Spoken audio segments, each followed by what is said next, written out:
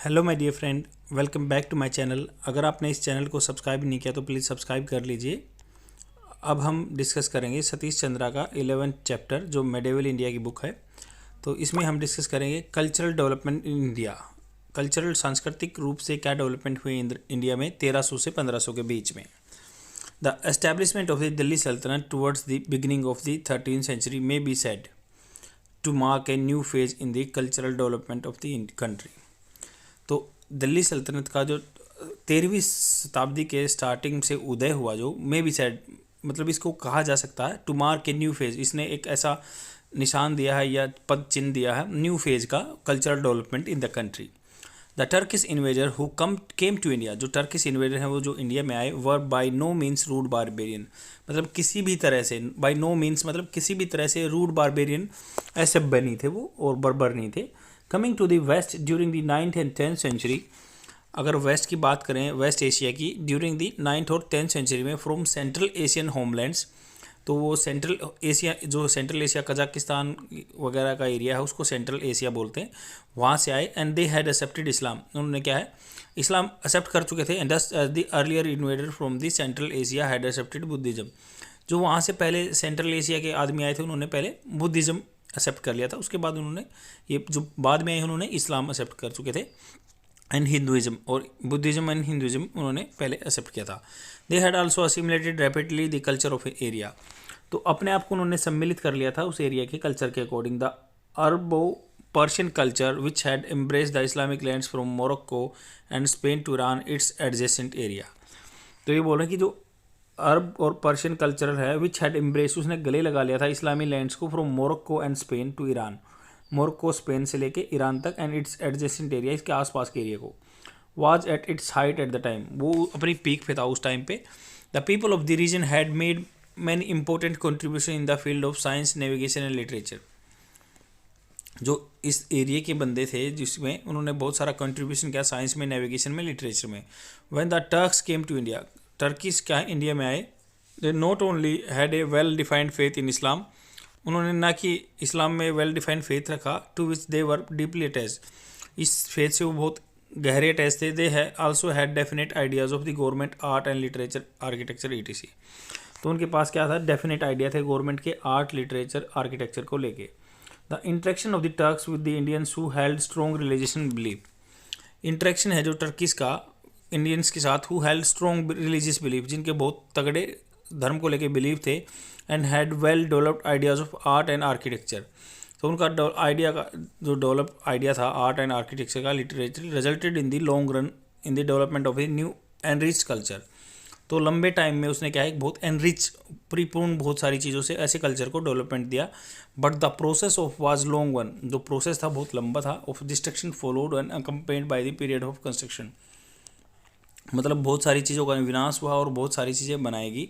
The mutual understanding and strife is always present when two sides have strongly held ideas view most significant however were efforts at all mutual understanding, तो यहाँ पे writer कह रहा है कि mutual understanding misunderstanding थी और strife दो आदमी में दरार थी, इज ऑलवेज प्रेजेंट रही है when two sides have strongly held views, तो दोनों साइड के बहुत अपने अपने मजबूत व्यू थे। More significant however were the efforts at the mutual understanding, तो जो ज़्यादातर सिग्निफिकेंट क्या थी, महत्वपूर्ण क्या थे, however were efforts at the mutual understanding, जो एक दूसरे की अंडरस्टैंडिंग पे डिपेंड थे, which ultimately led to a process of assimilation in the many fields, जिससे क्या हुआ कि बहुत सारे फील्ड्स इकट्ठे हो गए, such as art, architecture, music and literature, even in the fields of custom and ceremonies, customs कोई भी परंपरा फॉलो कर रहे थे, सेरेमनी बना रहे थे, रिचुअल्स बना रहे थे, रिलीजियस बिलीफ थे, साइंस एंड टेक्नोलॉजी को लेके। However the elements of confrontation and conflict remained strongly entrench in both the communities, तो क्या है जो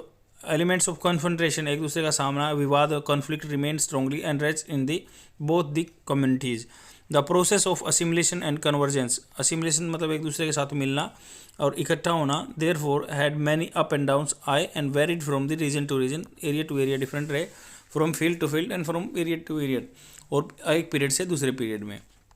तो इस पूरे पैराग्राफ का क्रक्स ये है कि भाई उस टाइम पे जो आर्ट एंड आर्किटेक्चर हमारा बहुत फैला, एक 13वीं सेंचुरी में जब टर्किस आए थे, उसके बाद दिल्ली सल्तनत का जो स्टार्टिंग हुआ था, एक नए मतलब उसने कल्चरल चीज़ को कल्चरल डेवलपमेंट हुआ उस टाइम पे।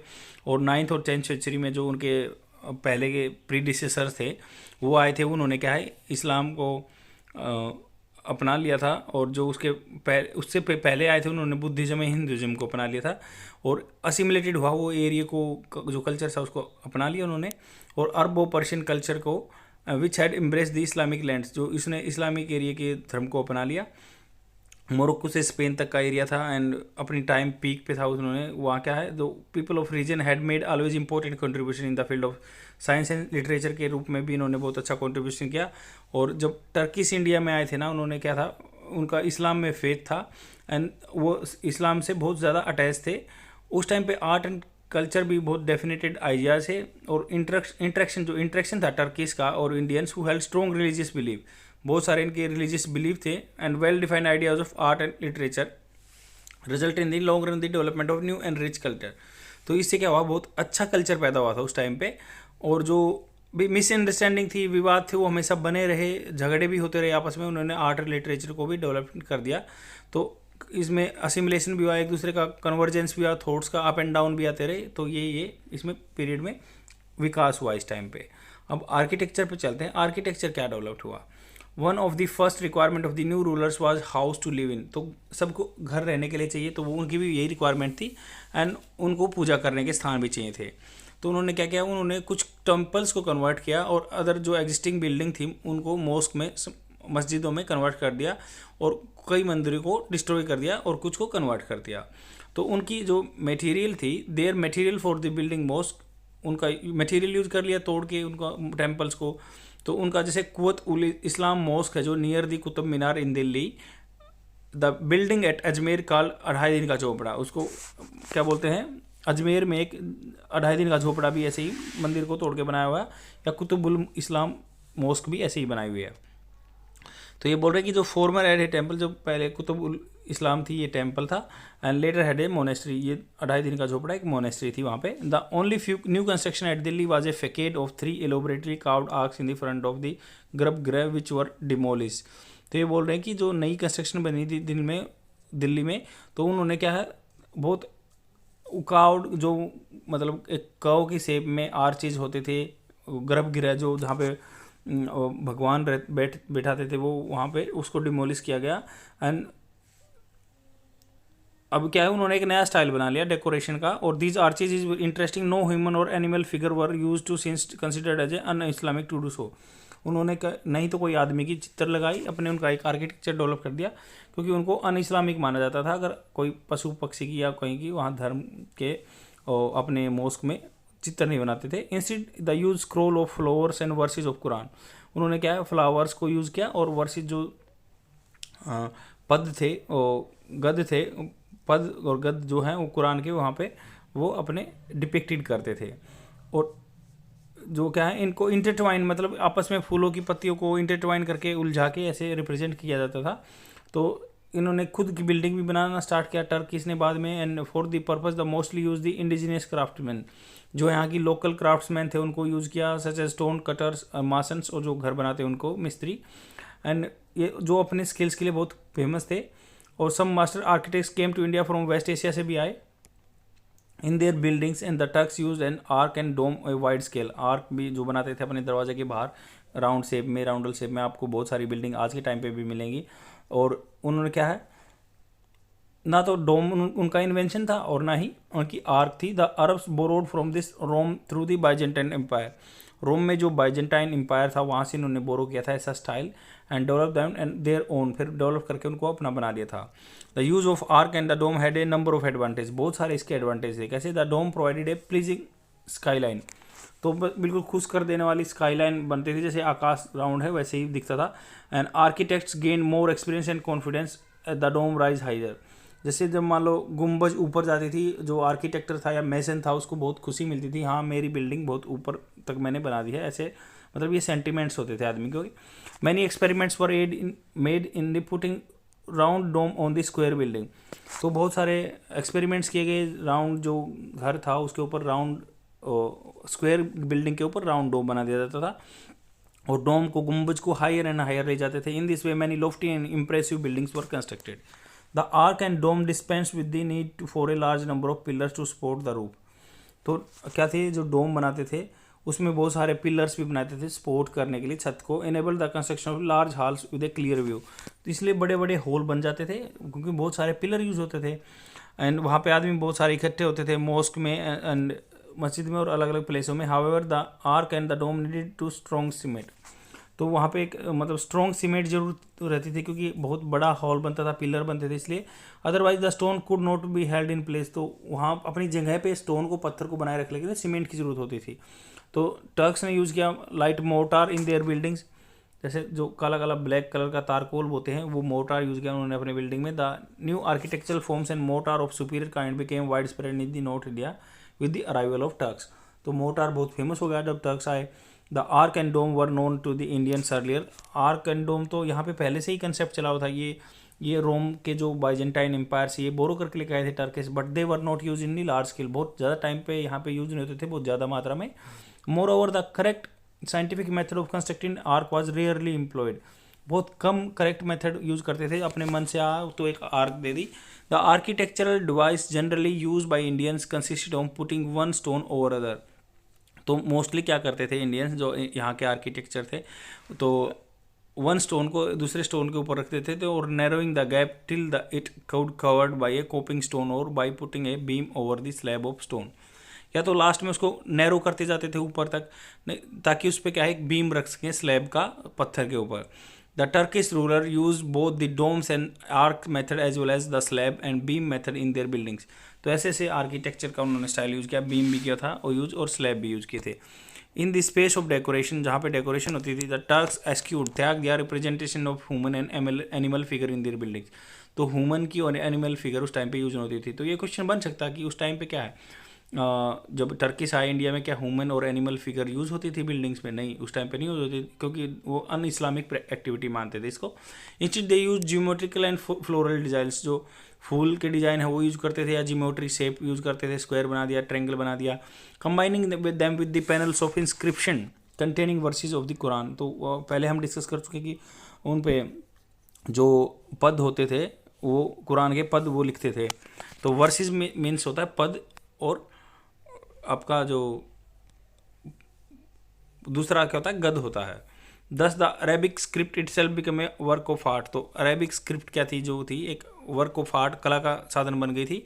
And the combination of this decorative devices was called arabesque. तो जो फूल पत्तियाँ वो लिखते थे या डोम शेप में, तो अराबिस्क्यू टेक्निक कहते थे। क्वेश्चन बन सकता है अराबिस्क्यू क्या होता है। तो इसमें क्या था, Arabic script it self become a work of art and the combination of this decorative devices, जैसे फ्लोरल पैटर्न वगैरह को इंटरट्वाइन करके डोम शेप में बना के उसको अराबिस्क्यू टेक्निक बोलते थे। दे आल्सो, ये आपका आर्ट एंड कल्चर में भी क्वेश्चन बन सकता है।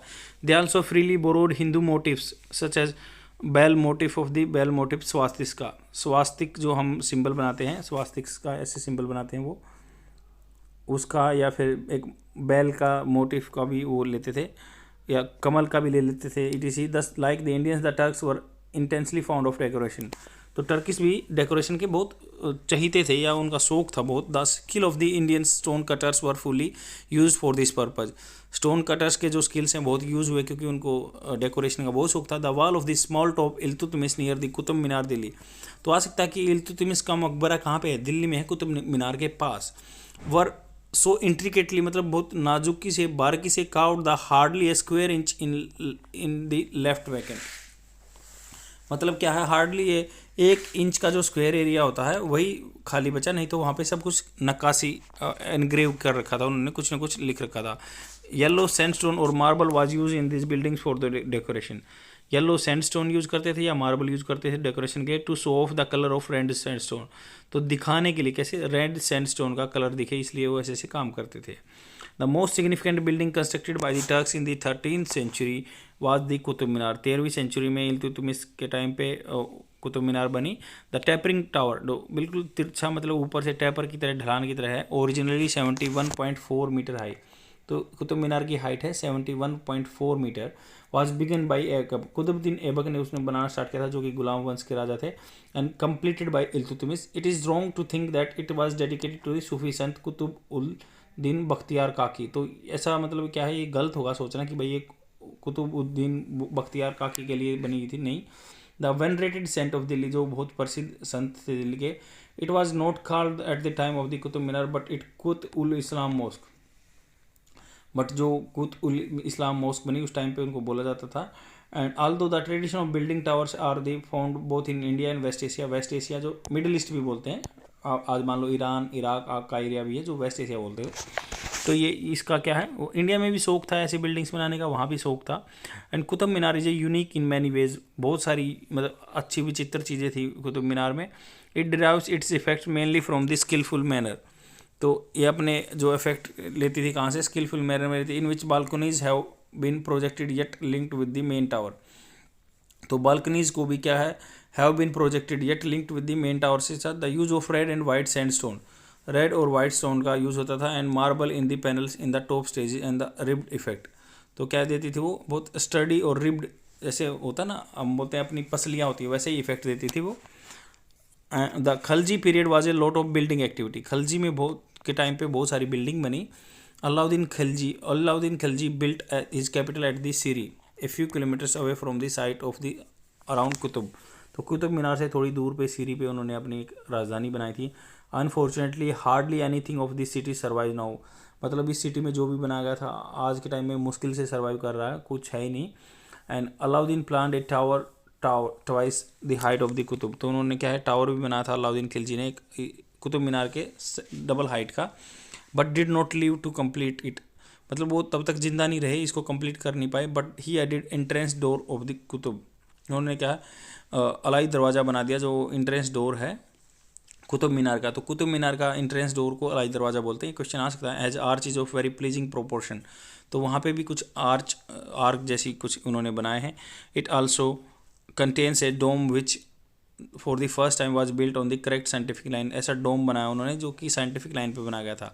The art of building the arch and the dome on the scientific line had been mastered by the Indian craftsman by this time, तो ऐसे मतलब आर्च बनाने का या डोम बनाने का साइंटिफिक लाइन पे ये इंडियन क्राफ्ट्समैन ने मास्टर कर लिया था, उनमें अच्छी तरह से सीख चुके थे वो। They were great building activity, there was a great building activity, बहुत सारी बिल्डिंग एक्टिविटी थी in Tughlakabad period which mark the climax of the Delhi Sultanate as well as beginning of the its decline, तो तुगलक जो है तुगलक है जो, तो ये बोल रहे हैं कि भाई बिल्डिंग एक्टिविटी तुगलक के टाइम पे भी होती थी, और विच mark the climax of the Delhi सल्तनत, जो दिल्ली सल्तनत का क्लाइमैक्स का टाइम था, ख़त्म होने वाला था। It declines Ghiyasuddin and Mohammad Tughlaq build the huge, Ghiyasuddin और मोहम्मद तुगलक ने क्या है बहुत सारे ह्यूज पैलेसेस बनाए थे, फोर्ट्रेस किले बनाए थे, कॉम्प्लेक्स कॉल्ड तुगलकाबाद बोलते हैं जिसको। By blocking the passage of Yamuna a huge artificial lake was created around it, तो पैसेज रोक के यमुना का वहाँ पे एक बहुत बड़ा लेक भी बना था artificial. The tomb of Ghiyasuddin marks a new trend in architecture, जैसे जो टॉम्ब बना हुआ है गुम्बज बना हुआ है गयासुद्दीन का, वो क्या है कि नया आर्किटेक्चर उन्होंने डेवलप कर दिया to have a good skyline, उन्होंने जैसे जैसे आकाश होता है वैसे स्काई लाइन लेके आए धरती पे। The building was put upon a high platform, बहुत ऊंचे प्लेटफॉर्म पे रखी गई।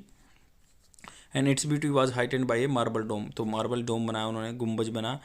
ए striking feature of the Tughlaq architecture was the sloping wall, तो स्लोप जैसी वाल बनाते थे, ये तुगलक का काम था। This is the called batter and give the effect strength and solidity of the building, तो ये कहा बाटर बोलते थे इसको, and gives effect to strength and solidified to the buildings. However we do not find any batter in the buildings of Firoz Tughlaq, तो हम उनके water कभी भी फिरोज तुगलक के टाइम बिल्डिंग्स में नहीं मिलता है। A second feature of the Tughlaq architecture was the deliberate attempt to combine the principle of the arch, जो आर्च का सिद्धांत था उसको कंबाइन किया। The lintel and the beam in their buildings, तो बीम को भी उन्होंने इंक्लूड किया अपनी बिल्डिंग में। This is found in the mark manner, यह मिलता है, this is found in a mark manner, this is found in a mark manner in the buildings of the Firoz Tughlaq, Firoz Tughlaq में भी के टाइम पे भी इन ऐसे कंसेप्ट पाया जाता है। दे हौज खास was a pleasure resort and had a huge lake around it, तो हौज खास जो दिल्ली में है उसके पास बहुत सारे रिजोर्ट हैं, आदमी वहाँ पे एंजॉय कर सकता है, प्लेजर खुशी देने वाले। Had a huge lake around it and it also had a madrasa, मदरसा भी है वहाँ पे। The same is to be found in the some buildings of the Firoz Shah new fort, ऐसा भी कुछ पाया जाता है जो फिरोज शाह की नए फोर्ट में, which is no called the Kotla, Firoz Shah Kotla, तो उसको फिरोज शाह कोटला बोलते हैं दिल्ली में ये। The Tughlaqs did not generally use the costly red sandstone, उन्होंने रेड स्टोन कम यूज़ किया बिल्डिंग्स में, but cheaper and more easily available grey stone, तो उन्होंने ग्रे स्टोन ज़्यादा यूज़ किया। Since it was not easy to carve this type of stone the Tughlaq buildings have a minimum decoration, तो तुगलक के time पे क्या था, बहुत कम डेकोरेशन था। But the decorative device found in all the buildings of the Firoz in the lotus, उनके फिरोज के टाइम पे हमेशा उनकी बिल्डिंग्स में क्या मिलता है, लोटस, गुलाब का फूल, कमल का फूल। मैनी ग्रांड मॉस्क, बहुत बड़ी बड़ी मॉस्क बनाएगी, were also built in this period, इसी टाइम पे। इट इज़ नॉट पॉसिबल, यह मतलब पॉसिबल नहीं है कि to describe all of them here, उनको डिस्क्राइब करना। What is the worth, nothing is that, और उसकी कोई मतलब महत्व भी नहीं है। By this time an independent style of architecture had emerge in India, independent style architecture आ गया, combining many of new devices brought by the Turks with the indigenous form. The Lodhis developed this tradition further. Lodhi ने ऐसा develop किया इस tradition को। Both the arc and the lintel and beam are used in their buildings. Arch या lintel या beam use की गई buildings में। Balconies, kiosk and eaves are of Rajasthani Gujarati style are also use, Rajasthani और गुजराती स्टाइल यूज़ किया गया। Another device use by the Lodis was placing their buildings, तो another device क्या था लोधीज का, बिल्डिंग्स को प्लेस, स्पेशली टॉम्स, गुम्बज on a high platform, thus giving a building a feeling of size as well as the better skyline, जैसे आकाश जैसा skyline बना देते थे।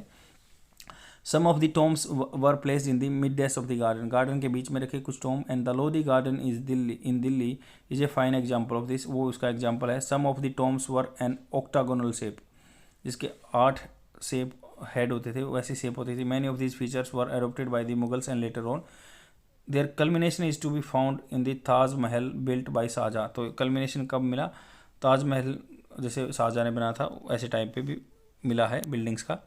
By the time of the breakup of Delhi सल्तनत, जब दिल्ली सल्तनत का एंड आया 15वीं के लास्ट में या 16वीं के कह सकते हैं, and individual style of architecture had also developed in the various kingdoms in different parts of India.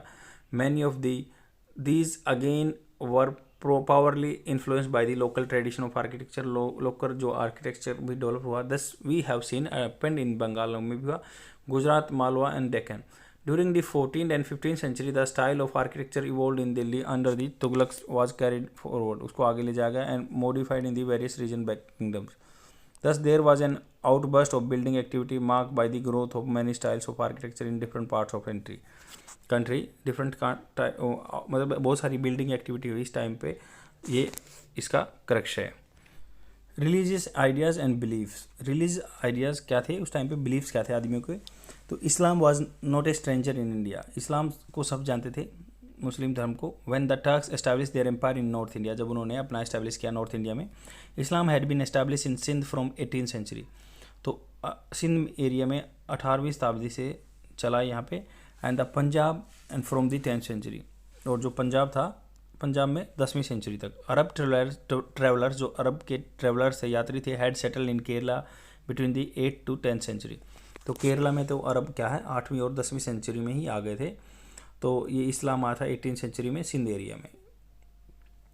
अब क्या है, during this period Arab travellers and Sufi sant travel in different parts of India, जो अरब ट्रेवलर्स थे, सूफी संत थे, बहुत different part में visit किया। अल ब्रूनीज book जो है Kitab ul Hind and other writings had familiarise with the learn section in the West Asia, तो जो बिल्कुल जाने माने आदमी थे वेस्ट एशिया में, उनसे वो अटैच हुए। Hindus idea and beliefs as has been noted earlier, ये पहले नोट किया जा चुका था। बुद्धिस्ट लॉर्ड्स जो बुद्धिस्ट ज्ञानी थे, एंड इंडियन फेबल्स जो इंडियन ज्ञानी थे। Books on astronomy and medicine had been translated into Arabic, तो उसको अराबिक में कन्वर्ट कर दिया गया था। Visits of Indian yogis to region were not unknown, तो इसको सब जानते थे कि visits of Indian yogi to the region बहुत आए। The influence of Buddhism and Vedantic ideas on Islamic thinking has been a subject considerable debate among scholars, तो ये बोल रहे हैं कि जो इन्फ्लुएंस था बुद्धिज्म का या वेदों का इस्लामिक थिंकिंग पे, क्या ये मतलब डिबेट का डिस्कशन का पार्ट है। रेमिनेंट्स जो बचा खुचा है बुद्धिस्ट मोनास्ट्रीज, जो बचे खुचे बुद्धिस्ट मोनास्ट्रीज की जगह थी। Stupas and imaging of the Buddhas found in Afghanistan, part of Central Asia का पार्ट है जो, particularly along with the old trade routes, जो old trade routes are so the extent of Buddhism influence, तो trade route में भी Buddhism का influence मिला in this area at one time. While it is difficult to determine the precise extent of the influence of the Indian philosophical idea, मतलब बिल्कुल precise से अच्छे तरीके से नहीं बताया जा सकता है इंडियन फिलोसफी पे क्या इफेक्ट था। It is hardly disputable that both Greek and Indian ideals in the different proportion made a definite contribution to development of the Islamic philosophy. तो उन्होंने इस्लामिक फिलोसफी में एक डेफिनेट बहुत इंपॉर्टेंट रोल अदा किया था इन इट्स फॉर्मेटिव फेज, जब ये बनाया जा रहा था। The ideas provided the background to the rise of the Sufi movement which after its establishment in India after the 12th century. तो ये क्या है, इन्होंने जो आइडिया प्रोवाइडेड किए इसको सूफी मूवमेंट में, which after its establishment in India, इसको एस्टैब्लिश किया गया इंडिया में after the 12th century, influence both Muslim and Hindus, thus provided a common platform both the two, दोनों के लिए कॉमन प्लेटफॉर्म दिया। हाउएवर स्कॉलर्स बिलीव करते थे that while various rituals and practice including yoga practice, बहुत सारे rituals जिनमें yoga practice होता था, were freely drawn upon from Hinduism से by the early Sufis and assimilated into their system, उनमें मिला दिया गया। Basic ideological structure remain Islamic, जो आइडियोलॉजिकल स्ट्रक्चर थी वो इस्लामिक रही। तो अब चलते हैं सूफी मूवमेंट पे। सूफी मूवमेंट क्या था? The 10th century is the important in the Islamic history for the variety of reasons. जो 10वीं सेंचुरी थी वो इम्पोर्टेंट थी बहुत इस्लामिक हिस्ट्री बहुत सारे रीजन्स के लिए। It marks the rise of the Turks on the ruins of the Abbasid Caliphate. Abbasid जो मान लो एम्पायर था, खलीफा बताते हैं अब्बासिड जगह को, तो वहाँ के खलीफा के मतलब उसी लाइन पे चल रहे थे। As well as the important change in the realm of the ideas and belief. Idea और बिलीफ में बहुत सारे चेंज हुए। In the realm of ideas मतलब इनकी वास्तविकता में आइडियाज़ की। It marks the end of the domination of the, इस ये मार्क्स करता है, निशान लगाता है कि मुताजिला और the rationalist philosophy, the rise of the orthodox school based on the Quran and हादीस। तो हादीस क्या, जो ट्रेडिशन फॉलो करते थे प्रोफेट मोहम्मद एंड उसके कंपेनियन फॉलो करते थे, तो उनको बोलते हैं। तो ये बोल रहे हैं कि जो रियल इनकी वास्तविकता क्या आइडिया की, it marks the end of the domination of the Mutazila और रैशनलिस्ट फिलोसफी। तो एक मतलब बोलते हैं ना कि भाई तर्क संगतता होनी चाहिए, उसकी फिलोसफी का एंड हो गया। और ऑर्थोडॉक्स बिल्कुल जो पुरानी रूढ़िवादी है कुरान के, जो हादीस के, जो प्रोफेट मोहम्मद अपने कंपेनियन फॉलो करते थे, वो कंसेप्ट उदय हो गया। और ऑफ द मिस्टिक जो मतलब रहस्यमयी ऑर्डर्स थे सूफी के, the rationalist had been accuse of spreading scepticism and atheism. तो उनको बोला गया, जो रैशनलिस्ट तर्क की बातें करते थे उनको बोला गया कि आप तो जो है ना सेप्टिसिज्म एक संशय फैला रहे हैं और एथिज्म आप नास्तिक हैं। In particular it was argued that their philosophy of monism, तो उनकी जो फिलोसफी थी मोनिज्म की, सिंगल की रहने की, एक भगवान को जो पूजते थे, which held that God and the created world were fundamentally one was heretical on the ground that it is abolish in difference between the creator and the created. उन्होंने क्या कर दिया था, जो क्रिएटर था, बनाने वाला था भगवान, और उसको जिसने उसको क्रिएट किया उनको क्या किया, डिफरेंस को एकदम क्लियर कर दिया, ख़त्म कर दिया। The works of the traditionalist, जो परंपरा को निभाते थे, उनका काम था crystallise in the 4 school of the Islamic laws. उन्होंने क्या किया, इस्लामिक लॉज को क्रिस्टलाइज कर दिया। Of this the Hanafi school which was the most liberal and was adopted by the eastern Turks who later came to India. तो जो traditionalist जो परंपरा को फॉलो करते थे, crystallise in the 4 school of Islamic laws, उन्होंने क्या 4 स्कूल ऑफ इस्लामिक लॉ में फॉलो की है। ऑफ दिस हनाफी स्कूल, तो ये क्या है, इस्लामिक लॉ ऑफ स्कूल क्या है, 4 मतलब साइकोलॉजी आदमी फॉलो करते थे। तो उनमें से क्या है, एक हनाफी नाम का मतलब स्कूल है, जिस फिलोसफी है, विच वाज द मोस्ट लिबरल, ये बहुत लिबरल थी, छूट थी इसमें, and was adopted by the eastern Turks who letter came in India, जो बाद में इंडिया में आए। मिस्टिक्स, जो मतलब रहस्यवादी बातें हैं, या वर्काल सूफीज, उनको सूफीज बोलते थे, हैड रीजन इन इस्लाम। तो वो इस्लाम में उदय हुआ एट वेरी अर्ली स्टेज, बहुत जल्दी हो गए थे। Most of them were person of deep devotion who were discussed by the vulgar display of wealth and, तो वो मतलब घृणा से भरे हुए थे, जो पूंजी इकट्ठा करते उनके, and degeneration of the moral following the establishment of the Islamic empire. तो वो क्या करते थे, degeneration of the moral following, जो गड़बड़ करते थे, मोरल लॉ को फॉलो नहीं करते थे, उन्होंने इस्लामिक लॉ को, एम्पायर को इस्टेब्लिश किया। Hence this saints wanted to have nothing to do with the state, तो वो पॉलिटिकल स्टेट से कुछ नहीं करना चाहते थे। A tradition which continued later on, तो बाद में चला। Some of the early Sufis such as woman mystic Rabia, तो वुमन संत जो थी राबिया थी 8th सेंचुरी की, and Mansur bin Hallaj 10th century के। तो हलाज जो मंसूर हैं 10th सेंचुरी के, और राबिया 8th सेंचुरी के। Laid great emphasis on the love and the bond between God and the individual soul. तो उन्होंने क्या जोर दिया भगवान के ऊपर और आदमी के सच्चे प्यार पे। बाय देयर पैंथीसिस्टिक अप्रोच, उनका जो ऐसा मतलब ऐसा अप्रोच था जो बिल्कुल लगा हुआ था भगवान से। Led them into conflict with the orthodox element who had Mansur executed for heresy. तो उस मंसूर ने जो कहा उसको उन्होंने कॉन्फ्लिक्ट कर मतलब उनको हैंग कर दिया, उस चीज़ के लिए एग्जीक्यूटेड कर दिया।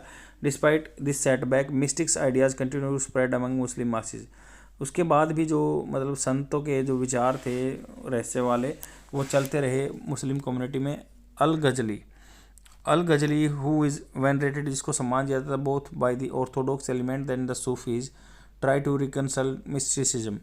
तो उन्होंने क्या किया कि भाई बीच बचाव किया उन्होंने अल गजली ने कि आप दोनों आपस में न लड़ें with the Islamic orthodoxy. This he was able to do in large measures, यह बहुत लंबे व्यापक तौर पर करने लगा।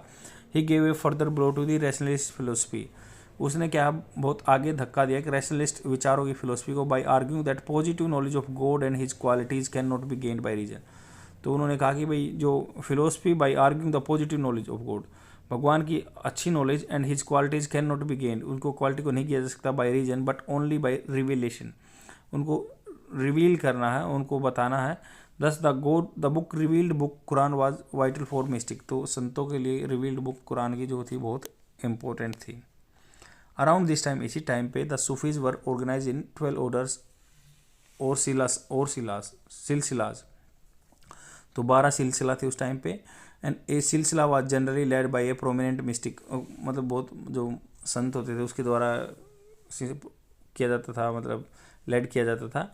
एंड इन ए खनखा और the hospice along with the disciples, अपने शिष्यों के साथ ये खानखा में इसको फॉलो करते थे, जो खनखा और होस्पिस में रहते थे। The link between teacher and Pir, teacher को पीर भी बोलते थे, हिज डिसिपल्स और मुरीद, जिसके उसके चेले थे उनको मुरीद बोलते थे। Was a vital part of the Sufi system, ये बहुत ही बड़ा प्रमुख पार्ट था सूफी सिस्टम का। Every pir nominated a successor और wali to carry on his work, तो हर एक पीर था उन्होंने नॉमिनेट किया सक्सेसर को, वाली को अपना काम करने के लिए। The monastic organisation of the Sufis, तो जो मोनास्टिक ऑर्गेनाइजेशन थी सूफीज की, some of their practice such as penance, पूजा करना, and fasting and holding the breath are some time trace to the Buddhism और Hindu yogic influence. Buddhism was widely present in the central Asia, तो Buddhism क्या था बहुत व्यापक रूप से प्रेजेंट था सेंट्रल एशिया में। Before the advent of Islam, इस्लाम के उदय होने से पहले the legend of the Buddha as a saintly man had pass into the Islamic legend. तो ये बोल रहे हैं कि जो लेजेंड थे, महान पुरुष थे, Buddha as a saintly man had pass into the Islamic legend. Yogis continue to visit West Asia, योगी हैं जो वेस्ट एशिया में विजिट करते रहे even after the advent of Islam. The yogi book Amrit Kund had been translated into Persian from Sanskrit, जो संस्कृत से Persian में translate की गई अमृत कुंड जो योग के बारे में था। The Hindus and Buddhist practice and ritual seems to have been absorb, तो उनको एब्जॉर्ब कर लिया था, assimilated by the Sufis even before they came to India, जो इंडिया में आने से पहले उन्होंने एब्जॉर्ब कर लिया था इन कंसेप्ट को। Whether Buddhist philosophy ideas and Vedantist ideas, जो बुद्धिमत्ता के आइडियाज थे, had in a scientific manner influence Sufism is a matter of controversy, ये कंट्रोवर्सी का मैटर था। The origin of ideas is difficult to trace, जो मतलब आइडियाज़ का क्या था उनको बहुत टिपिकल था ट्रेस करना। The Sufi saint and many modern thinkers trace the Sufi ideas to the Quran, उन्होंने बहुत सारे थिंकर्स ने क्या है इनको ट्रेस किया कुरान में। What is important to note, मतलब इंपॉर्टेंट क्या है नोट करने के लिए here is that irrespective of origin, मतलब किस ओरिजिन में हुआ, there were many similarities in the idea of the Sufis and the Hindu yogis, तो बहुत सारे सिमिलरिटी थी सूफीज़ की में और हिंदू योगीज़ की में। Mystics about the nature of the God and his relationship with the soul, the material world, this provided a basis for the mutual toleration and understanding, ये एक प्रोवाइड कर रहा था म्यूचुअल रिलेशनशिप का एंड टॉलरेशन का। The humane spirit of Sufism is well expressed by Sanai, a leading Persian poet of the time, तो जो मानवता की स्पिरिट थी सूफीज्म में फैलाई गई, ये सेनाई पेनिनसुला में, is a leading Persian poet of time, वो सेनाई एक बंदे का नाम है ना कि पेनिनसुला है। फेथ एंड इनफिडेलिटी, फेथ विश्वास और ये मतलब अविश्वासघात इनफिडेलिटी मतलब होता है कर्तव्यनिष्ठा, उसका अपोजिट होता है infidelity. Both are galloping, galloping मतलब घोड़े की तरह दौड़ना, on the way towards him, उसकी तरफ दौड़ रहे थे, एंड एक्सक्लेमिंग टुगेदर मतलब एक खुशी मना रहे थे दोनों। He is the one and none share his kingdom, वही एक है और नन शेयर हिज किंगडम, उसके किंगडम को कोई शेयर नहीं कर सकता।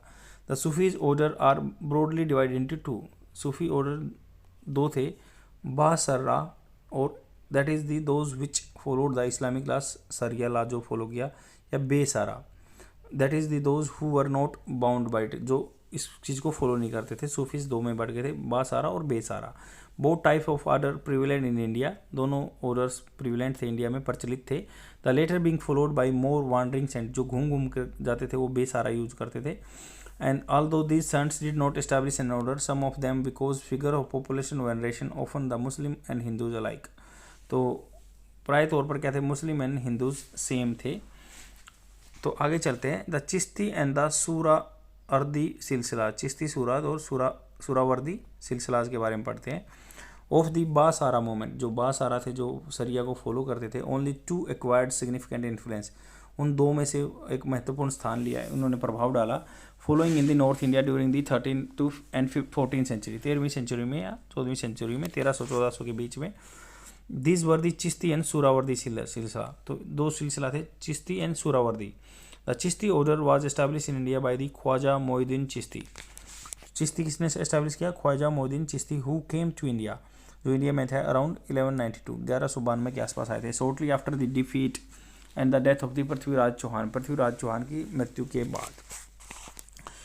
After staying for more some time in Lahore and Delhi, he finally shifted to Ajmer, तो दिल्ली लाहौर से अजमेर में चले गए थे। Which was an important political centre and already has a sizeable Muslim population, वहाँ पे बहुत सारी मुस्लिम पॉपुलेशन रहती थी। No authentic record of this is activities available, उसकी जो वहाँ पे एक्टिविटी थी उसका कोई ऑथेंटिकेट सोर्स अवेलेबल नहीं है। He did not right any book, उसने कोई बुक नहीं लिखी। बट हिज फेम रोज, उसका जो ज्ञान था, वो प्रसिद्धि थी, वो फैली। It seems that along with that of this successor, उसके सक्सेसर के साथ, among the disciples of the Sheikh Moinuddin, उसके जो चेले थे शेख मोइनुद्दीन एंड वर बख्तियार काकी, इस डिसिपल फरीदुद्दीन गजे साकर, तो उनको गजे साकर बोलते थे। Fariduddin confined his activity to Hansi and Ajodhan, तो फरीदुद्दीन ने अपनी जो कन्फाइंड एक्टिविटीज़ कहाँ पे रखा, हासी में और अजोधन में, in modern Haryana and the Punjab respectively, Hansi Haryana में है और अजोधन पंजाब में। तो यहाँ पे क्या है, among the discipline of Sheikh Moinuddin Chishti, जो क्या थे, बख्तियार काकी थे, उनके जो चेले थे, डिसिपल थे, शिष्य थे। एंड हिज डिसिपल जो फरीदुद्दीन, या उसको गंज ई सकर बोलते हैं, Fariduddin confined his activity, Fariduddin ने अपनी एक्टिविटी क्या है, हासी में रखी और अजोधन में रखी।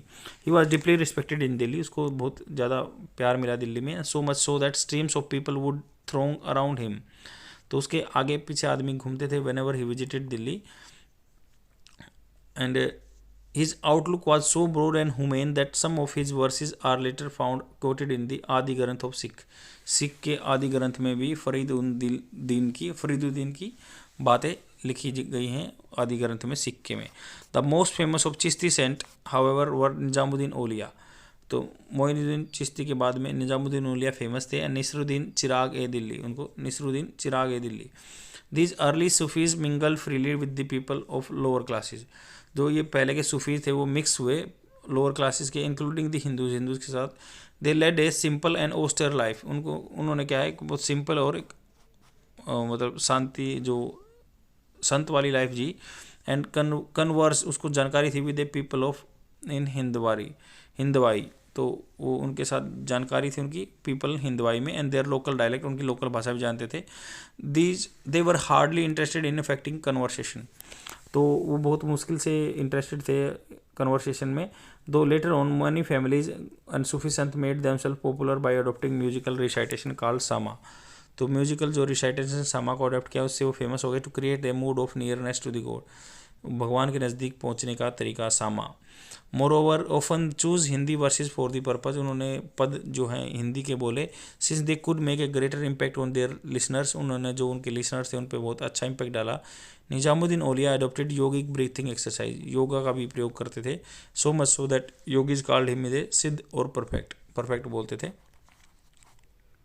After the death of the Nasruddin Chirag Delhi, in middle of the 14th century, the Chistis did not have commanding figure at Delhi. चिश्तीज का कोई कमांडिंग फिगर नहीं था दिल्ली में.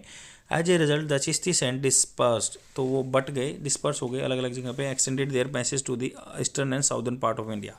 The Surawardi orders entered into India at the about the same time at the Chishti, but its activities were confined largely to the Punjab and Multan.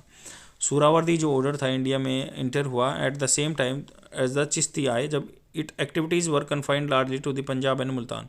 जो इसकी activities थी confined थी पंजाब में मुल्तान में. The most well known saint of this order was Sheikh Shahabuddin सूरावर्दी.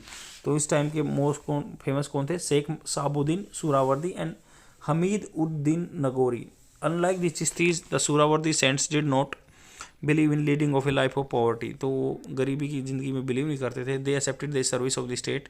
उन्होंने state की service को accept किया. And some of them held important post in the जो इक्लेस्टिकल डिपार्टमेंट में उन्होंने अपनी पोजीशन ली. The Chishtis on the other hand prefer to keep aloof from the state politics. Chishtis थे जो अलग रहे. एंड सन उन्होंने त्याग दिया the company of the rulers and nobles, जो वहाँ पे राजा थे, नोबल थे. Nevertheless both help the ruler in their own way by creating a climate of opinion in which people belonging to different sects and religion could live in peace and harmony.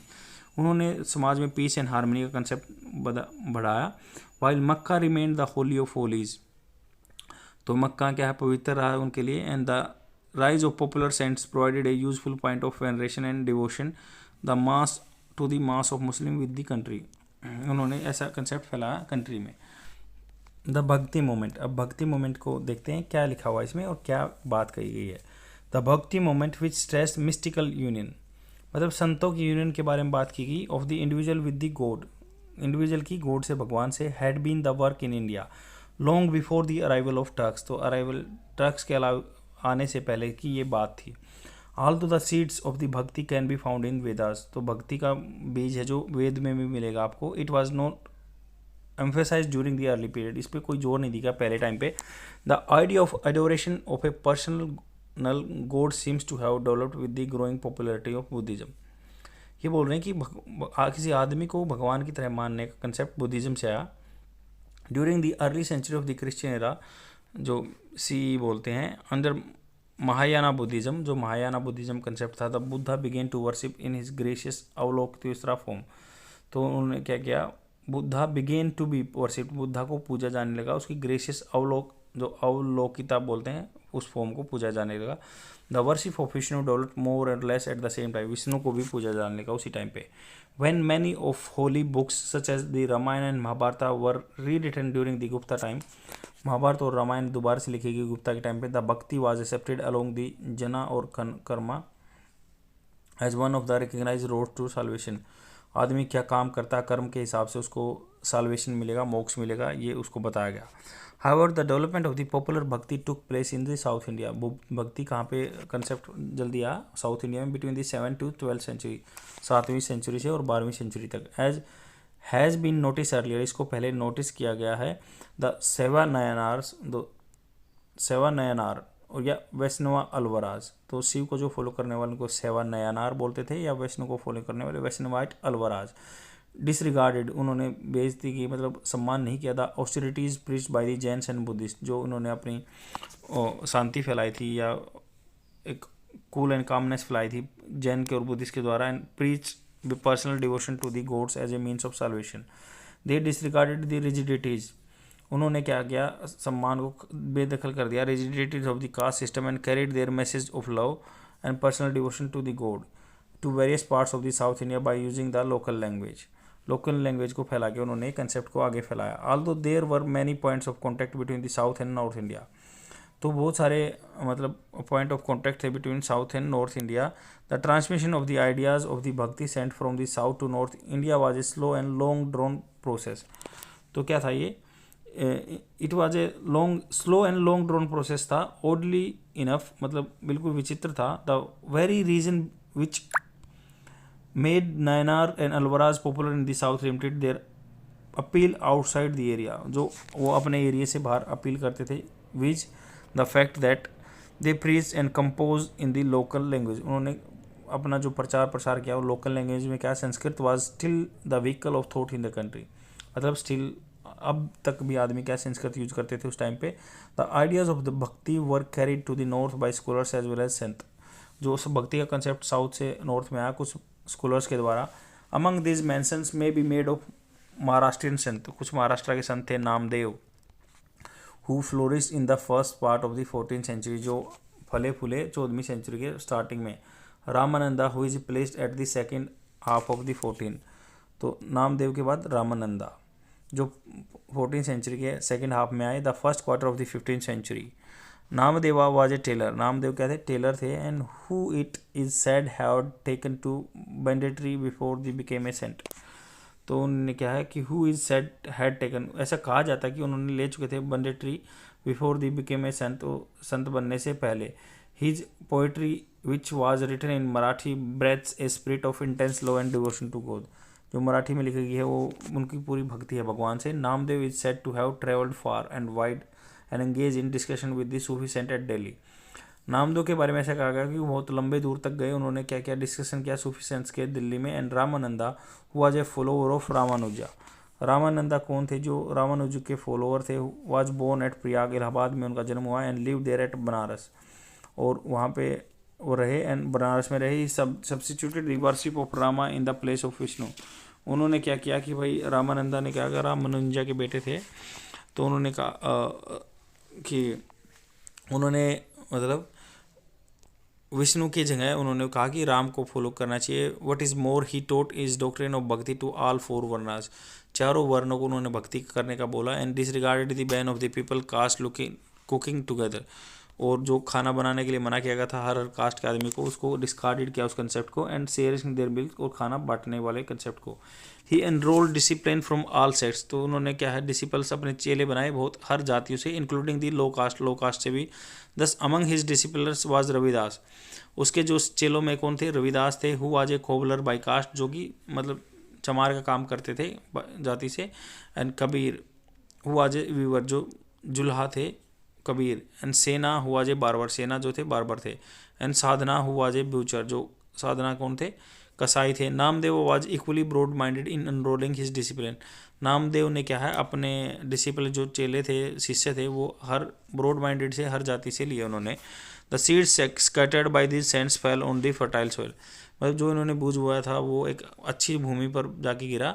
The ब्राह्मण said lost both in Prestige and power following the defeat of the Rajput rulers, जब Rajput rulers के द्वारा हाराए गए ब्राह्मण वो cut गए यहाँ से।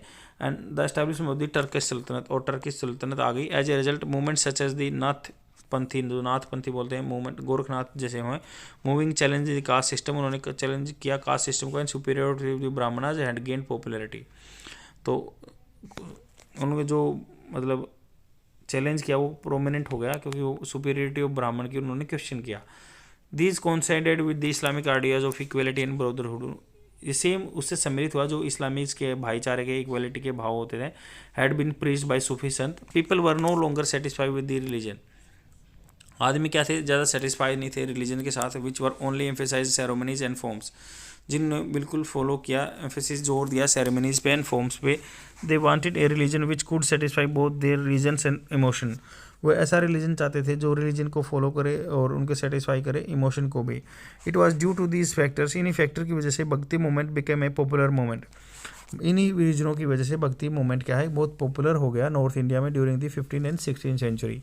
Among these two were the most critical of existing social order, इनमें से क्या थे बहुत क्रिटिकल थे सोशल ऑर्डर के। And made a strong plea of for Hindu Muslim unity, उन्होंने हिंदू मुस्लिम यूनिटी को फैलाने की बात की। The names of Kabir and Nanak stand out, मतलब कबीर और नानक उनमें से बहुत मुख्य थे। This is the good deal of uncertainty, ये मतलब एक अनिश्चितता की गुड डील है। About the dates and early life of Kabir, legend has it that was son of a Brahmin widow, मतलब कुछ बात कहते हैं कि भाई ये ब्राह्मण विधवा के बेटे थे। हु अबंडन हिम, और जिसने इनको त्याग दिया था। And after his birth he was brought up in the house of Muslim weaver, एक मुस्लिम जुल्हा के घर में बड़े हुए।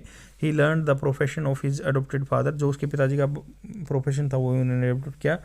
But while living at Kashi, जब काशी में रह रहे थे, he came to in contact with the both Hindu and Muslim sant, Hindu और मुस्लिम संत के कॉन्टेक्ट में आए। Kabir who is generally placed in the 15th century, Kabir को 15वीं सेंचुरी में माना गया। Emphasis the unity of God and whom he calls several names such as Rama, Hari, Govinda, Allah, Sain, Sahib.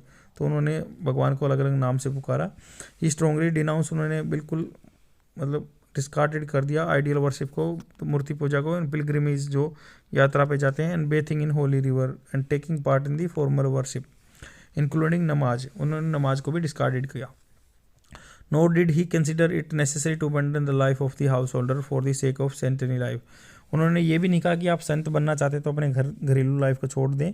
दो familiar with the yoga practice, तो योगा प्रैक्टिस करते थे वो, he consider neither asceticism nor book knowledge important for the true knowledge, उन्होंने कहा न तो जैसे संतवाद है या फिर जो बुक पढ़ने की जरूरत है ट्रू नॉलेज के लिए। A modern historian doctor Tarachand says, मतलब ताराचंद कहते हैं, the mission of Kabir was to preach a religion of love, तो कबीर का जो मिशन था एक प्यार का धर्म फैलाने का था, which would unite all caste and creeds, जो हर जाति को मिलाएगा। He rejected the features of the Hinduism and Islam, उन्होंने रिजेक्ट किया बिल्कुल हिंदुइज्म को, इस्लाम को। And Kabir strongly denounce the caste system, उन्होंने कास्ट सिस्टम को, कंसेप्ट को हटाने को बोला। Specially the practice of untouchability, जिसको ऐसे परस्ता का प्रैक्टिस कहते थे। He emphasize the fundamental unity of man, उन्होंने जोर दिया कि मूलभूत यूनिटी रहनी चाहिए आदमियों में। He was oppose to all kinds of discrimination between human beings, वो बिल्कुल अलग थे, अपोजिट थे हर तरह के डिस्क्रिमिनेशन के ह्यूमन बींग्स के, whether on the basis of the caste और the religion, race and family and wealth. He sympathize, उसने सिंपैथाइज किया। His sympathies were decidedly with the poor with whom he identified himself, उन्होंने उनके साथ अपने आप को आइडेंटिफाई किया। However he was not a social reformer, वो एक समाज सुधारक नहीं थे।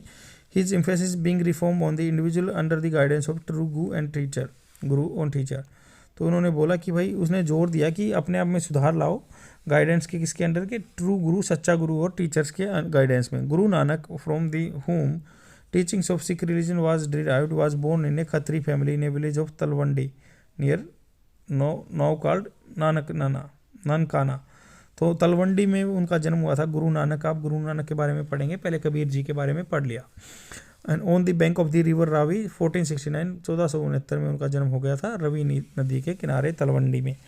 ऑल दो मैरिड अर्लीस्ट, जल्दी शादी होगी। Train in Persian to take his father profession of accountancy, उनके पिताजी जो अकाउंटेंसी का काम करते थे उसको अडॉप्ट करने के लिए पर्शियन सीखी। Nanak showed a mystic contemplative bent of mind, तो जैसे संत बनने का उनका मिस्टिक का कंसेप्ट उनके माइंड में लगा।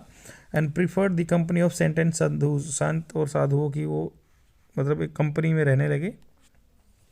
सम time later he had a mystic vision and forsook the world, उन्होंने वर्ल्ड को छोड़ दिया और मतलब उनके मन में भाव आया कि मैं मिस्टिक संत बनना चाहूँगा। He compose the hymns and sang them to the accompaniment of the rabab, तो उन्होंने हिम्स लिखे, जो पद लिखे, एंड सैंग देम, उनको गाया, to the accompaniment of the rabab, रबाब के साथ में, एंड स्ट्रिंजेंट इंस्ट्रूमेंट, जो मतलब तार वाला इंस्ट्रूमेंट बजाया। Played by the his faithful attendant Mardana, जो उनके बहुत वफादार शिष्य थे मर्दाना के ने उनका इंस्ट्रूमेंट बजाया।